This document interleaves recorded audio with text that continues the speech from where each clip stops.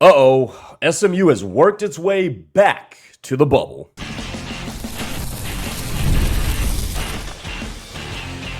You are Locked On SMU, your daily podcast on the SMU Mustangs, part of the Locked On Podcast Network, your team every day.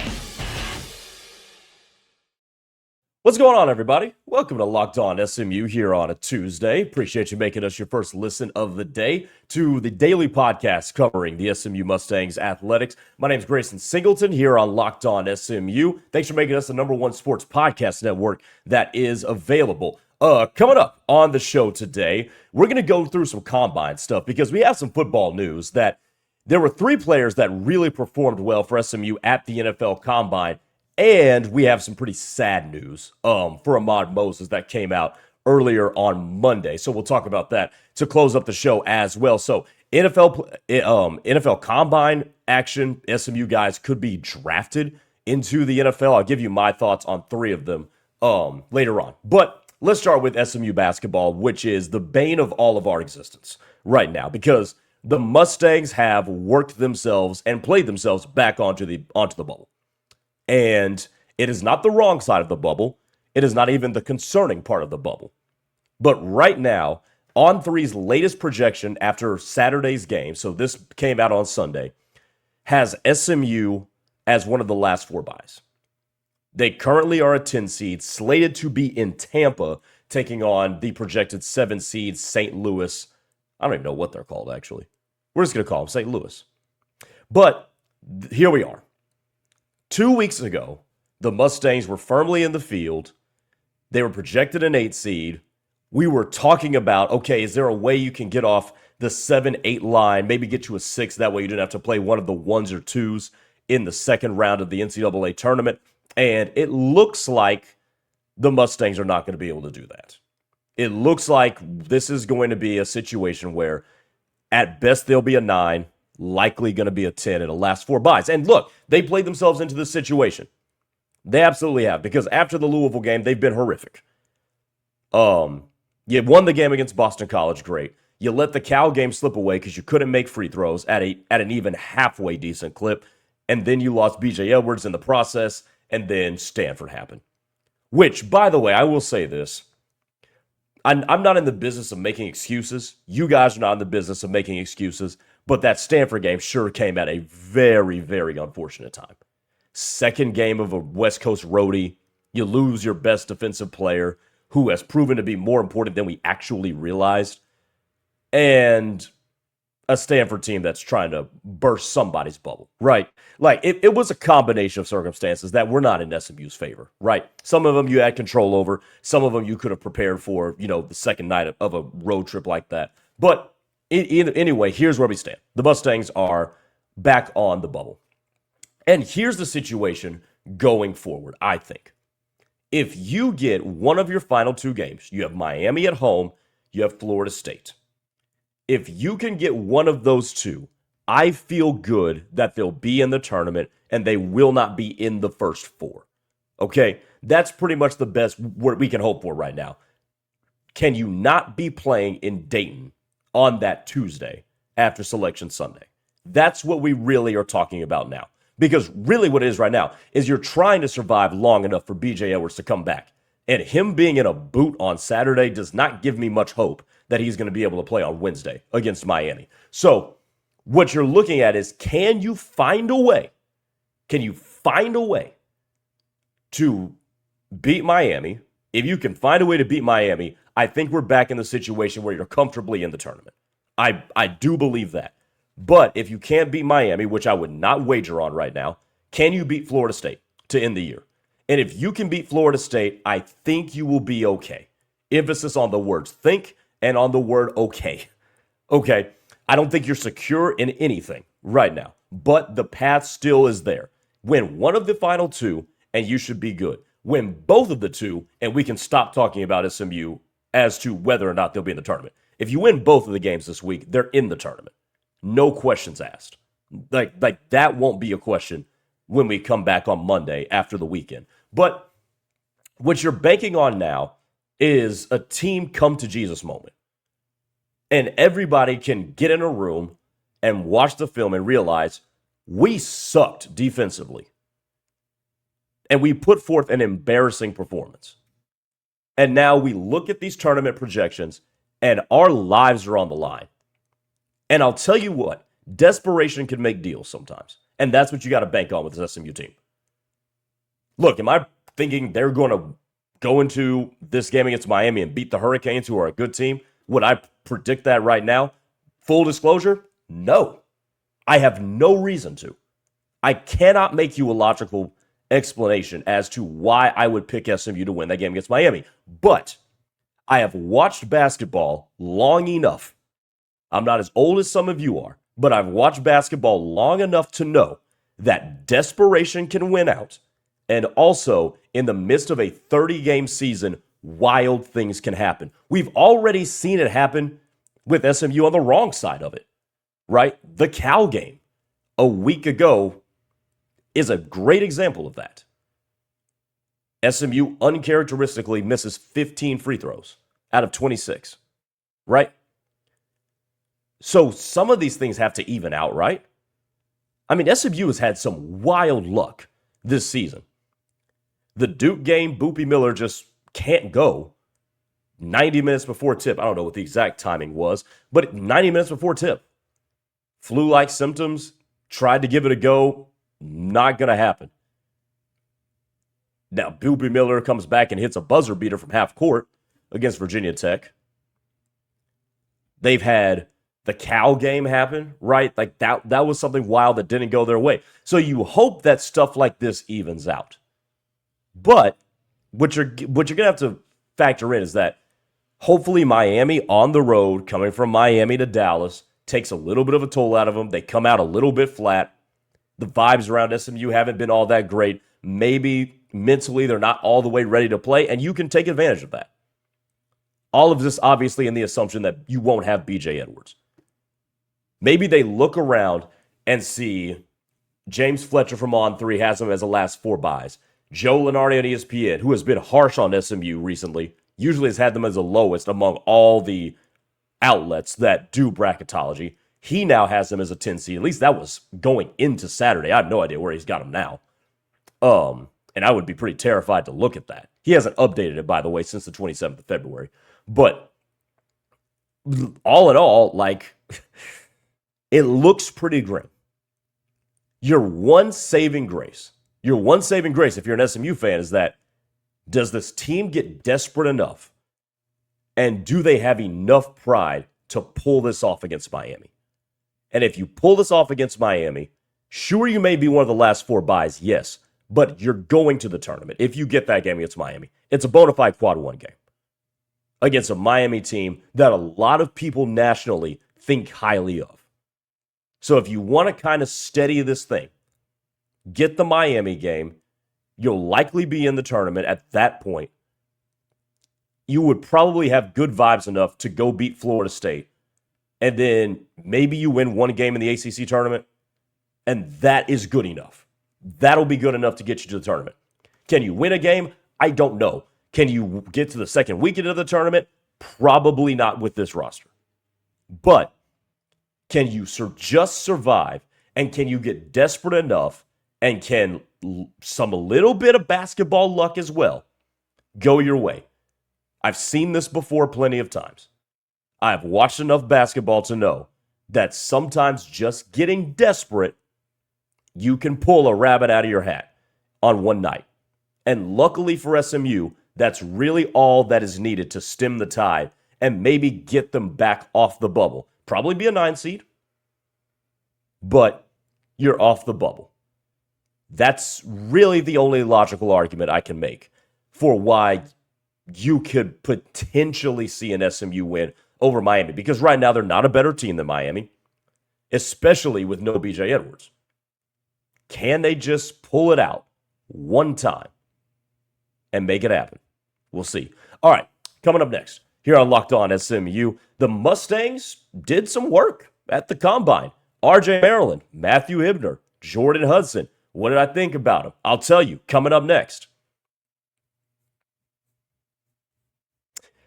But first, we got to tell you about Robinhood. What if sports were traded like markets? Now you can put your sports IQ to work in real time with Robinhood prediction markets.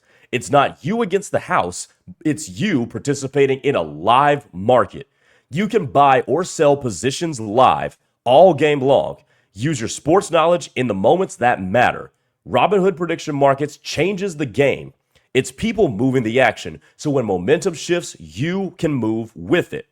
I always knew the game, but never had a dynamic way to apply that knowledge. Now I can actually take part live in a market powered by people.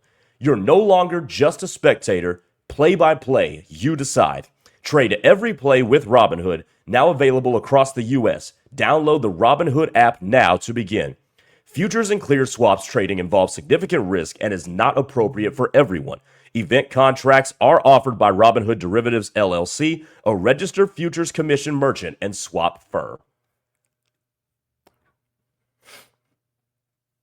All right, welcome back to the show. Locked On SMU. I'm Grayson Singleton here on a Tuesday. Appreciate all of you for tuning in and making us a part of your day. Make sure you subscribe to the channel if you're new here. Would love to have you be a regular here. If you never miss an episode, once you subscribe, you will get notified of every single new episode that we release, living up to our name, your team, every single day. So make sure you hit that subscribe button to become a part of our growing Locked On SMU community. Okay, the Mustangs showed out at the Combine. There were three in particular, RJ Maryland, Matthew Hibner, and Jordan Hudson, that we're going to tackle in this segment.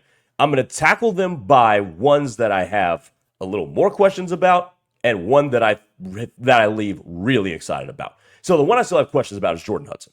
And by all intents and purposes, this is what you need to know about Jordan Hudson. People like him. Just getting some information from what I've seen with the Combine, who he interviewed with, who he's got informal interviews with is what they call them. Those interviews that you take after the Combine, they're informal interviews, right, with teams. I get a sense that people like him. And that means a lot, too, especially if you're a guy that likely is a UDFA, could potentially sneak in the back end of the draft in the 7th round, something like that. I think that's the ceiling for Jordan Hudson, maybe the 6th round.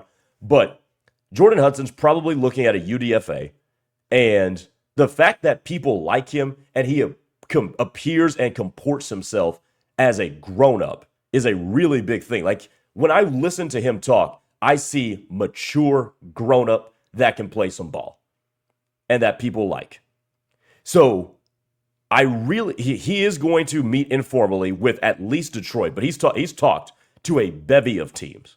So I do think Jordan Hudson is going to have a shot at an NFL future. Now, here's why I have some questions about him. The one thing watching him that I always had questions about at SMU was his speed and his ability to separate. Now, he is a quintessential possession receiver, yes, but it's almost like that Michael Thomas kind of thing. Remember the New Orleans Saint? Not that he's ever going to be as good as Michael Thomas, because I don't know, but Michael Thomas never had elite speed, right? You always knew he had great hands, big body, but Jordan Hudson's inability to really separate, especially speed-wise, is why I would have wanted to see him run a 40, which he did not run a 40 at the Combine. So I think of running a 40 would have given us some clarity as to one thing that I always had questions about. So it'll be interesting if he does that at his pro day, and then we can go from there. But that's my lingering question about Jordan Hudson, who comes across as a guy who is extremely likable. The next one that I'm kind of in the middle with is RJ Maryland. And RJ performed pretty well at the Combine. I'm not going to give him a pretty damn well. We'll get to that in a second. But RJ Maryland, they have this thing called a RAS score, R-A-S score, which this was the first year that I was actually made aware of it. But he scored an unofficial 8.58 out of a possible 10. And from 1987, which is when I guess they started this thing that I had no idea about, from 1987 to now, that ranked 194 out of 1,356 tight ends, which is top, let's just call it top 10, 12%. So pretty awesome. That is not bad. RJ, I think, is a guy that also trends in the late 5th round to UDFA range. But the fact that he ran a 4.51, remember this, like a year and change removed from a catastrophic knee injury, that is impressive. And he's always been a fast guy. But running that at 6'4", 240 pounds, maybe could raise his draft stock a little bit to where he is firmly in the draft. I have never been convinced, coming off of how he ended his career at SMU with the injury also baked into that he was a solidified draft pick. I don't know. But if he does something like that at the pro day and continues to impress at the pro day and continue to impress in informal meetings and then going on and so forth, once we get to when the draft actually is, I do think he could work himself into being a 5th round pick at best if you are RJ Maryland. So that was, I think, a really good positive. The one that was most impressive was with Matthew Hibner. And people are going to start asking the question as to who actually was the better tight end in 2026 at SMU. I don't think I'm being hyperbolic by saying that, because Matthew Hibner ran a 4.5740. By the way, he is the fastest tight end at the NFL Combine this year that was 245 pounds or higher. So the NFL has morphed into this thing with the tight ends where they want a combination of size and speed, obviously because you want to be a great inline blocker, but also have the ability to be a matchup mismatch. And I think Matthew Hibner is trending in that direction. In terms of that Ross score, Hibner ranked 35 out of 1,356 tight ends from 1987 to 2026 in terms of combine performance.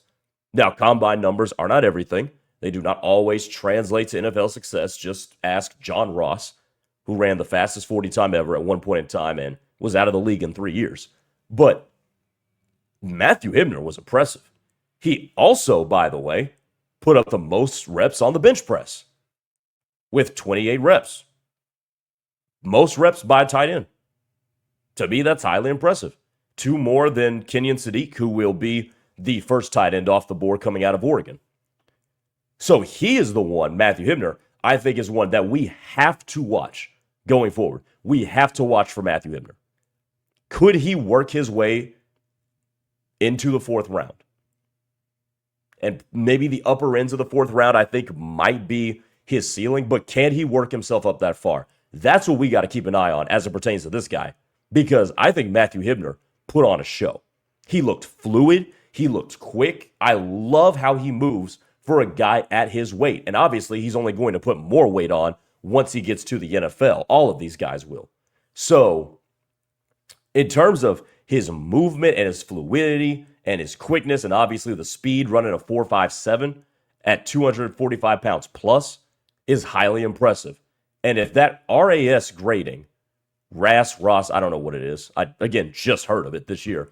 If that is an indicator, an advanced metric enough to scouts to where that actually is an indicator that it could translate into success, Matthew Hibner could be SMU's biggest stock riser in the draft coming out of the combine. But that is somebody I am keeping an enormous eye on as we go on through the rest of the year. All right, coming up next, Locked On SMU here on a Tuesday. There was a not-so-good story coming out of the combine, and that is one for Ahmad Moses. I'll tell you about that if you haven't heard about it already to close up the show here on Locked On SMU.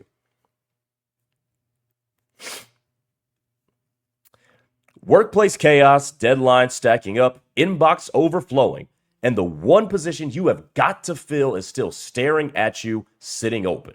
With the pressures on and you need the right hire, this is a job for sponsored jobs. Indeed Sponsored Jobs helps you reach the people who actually fit what you're looking for. Skills, experience, location, so you're not just hoping the right candidate stumbles across your post. And here's a stat that says it all. In the minute I've been talking to you, companies like yours have made 27 hires on Indeed, according to Indeed data worldwide. So if you're hiring, spend less time searching and more time interviewing candidates who check all of your boxes with Indeed Sponsored Jobs. Spend less time searching and more time actually talking to people who check all your boxes. It's less stress, less time, and more results.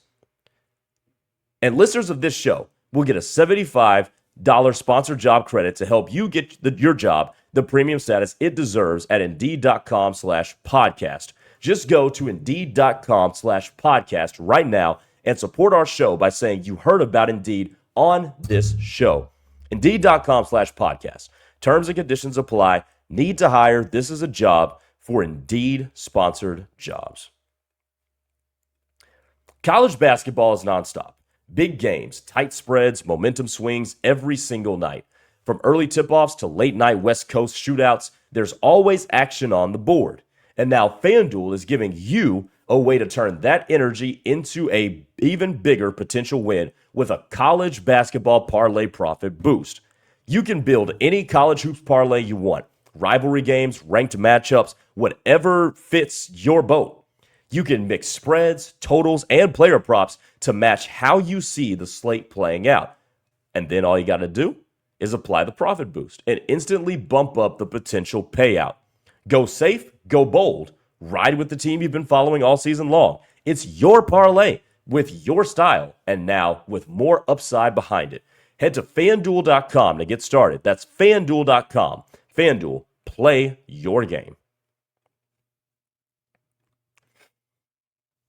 All right, final segment here on Locked On SMU. And before we close things out, I want to tell you about our Everydayer Club as well. Make sure you tap in at the link in the bio to learn more about the Everydayer Club. $5 a month or $50 for the entire year gets you unlimited access to a members-only Discord server that is filled with some of our Locked On SMU hosts, or Locked On hosts, and a lot more of you. So you guys can network and talk back and forth, maybe even talk some trash about your teams in a members-only Discord server. Plus, the best part is you can get an ad-free version of this show compatible with all major podcast distributors. So just go to lockedonsmu.supercast.com or click the link in the show notes and descriptions to learn more. Okay, final segment here.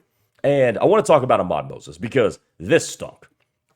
So the word out of the NFL Combine is that they found a herniated disc in Ahmad Moses' MRIs, and he's going to have surgery. It's a 6-month recovery, so that puts him right at the start of the season. So he likely would miss, let's just say, the first couple weeks to a quarter of the season. Dallas Morning News reporting that he is going to undergo spinal fusion surgery. So he got a bad run of it at the NFL Combine, and this stinks because he would have been, if drafted at all, he would have been a late round draft pick, probably like a 6th or 7th round pick. But he was trending as a, let's just say 13 to 18 range in terms of safeties, right? There were also some safeties that really elevated their stock. One being Robert Spears-Jennings, who was one of the faster 40-yard runners at the Combine, the safety out of Oklahoma. Who was actually behind, according to PFF, he was actually behind Ahmad Moses prior to the Combine. He will likely jump up. There were a couple others that could have jumped up as well. But now you've got a health concern, and especially something with the spine. That is not going to play in your favor if you're Ahmad Moses. Now, do I think Ahmad Moses can be a really good NFL player? Yes. But this is a bump in the road, and not a very little one, because you're dealing with stuff with the spine. You're dealing with herniated discs, and it's not a good thing. I do believe that he will miss training camp. Like, I don't see how he gets back in training camp, even if he recovers at a faster rate than you think he will. I don't know if he'd be clear for contact at any point during training camp. So this is a situation where he likely will be a UDFA, and you will just have to wait and see. Maybe he gets back for a preseason, but at that point, he's so far behind the curve. So am I saying he won't make a team? No, I'm not saying that. That's not anything I'm trying to say. I do think it's going to be a lot harder for him to do so. And for a guy who was one of my favorite players at SMU the last couple of years, with the way that he just was attacked everything. He played well at multiple positions, was a huge playmaker for SMU, and a guy that you could have potentially seen as somebody who just wanted to hit somebody at the NFL level, could be a huge contributor on special teams. And then if the situation presented itself, get his opportunity as somebody who started, maybe because of injury or whatever, and got to show what he could do in a defensive role, taking defensive snaps. It kind of is an unfortunate time. It's unfortunate timing for him. And you hope that you hope that he can come back and make an impact. But already projected as a late round draft pick, that's according to pretty much everybody. That was a consensus that he would be projected as a 6th to 7th round pick. But a 6-month recovery is just not all that great. It just isn't. It's unfortunate timing. It's really sad. It's really sad. You feel bad for the guy, and you just hope that this is just a bump in what could be a really cool story. Because it's not going to be easy. We know how the NFL works. We've seen Hard Knocks. We know that they bring a bunch of guys into camp, and even the guys that are healthy work their tails off and then get cut. So I don't know how it's going to work for a guy who already was projected a late round pick, not going to be able to be cleared prior to camp, and you're working your way back from spinal fusion surgery. Like, that's not, hey, I got to get a hand fixed. You had a herniated disc. We all know the severity of that and the seriousness of that. So, look, is he going to have to beat the odds? Yeah. Could he do it? Possibly. We can hope for the best. I'm going to hope for the best. But just to deliver the current situation and the way things look right now, not the greatest of timing. To be quite honest with you, that is not the greatest of timing. But, hey, you know what? Ahmad's a worker. He's a warrior. He'll work his tail off to recover from this and make an NFL roster at some point. And all you can do is wish him the best when it comes to something like that. But it does suck for him, for sure. All right, that'll do it for Locked On SMU here on the Locked On Podcast Network on a Tuesday. Thanks for making us your first listen of the day. And make sure that if you never miss an episode, you make sure you check out the Everydayer Club because that is built for you. Ad-free versions of this show compatible with all major podcast distributors, plus members-only Discord access to a Discord channel, including some of our hosts and other Locked On Everydayers as well. All right, for your second listen of the day on YouTube, make sure you check out our 24/7 National Locked On Podcast Network YouTube channel. And on audio, make sure you make Locked On College Basketball your second listen of the day. All right, we'll talk to you tomorrow for a Wednesday edition. Take it easy, everybody.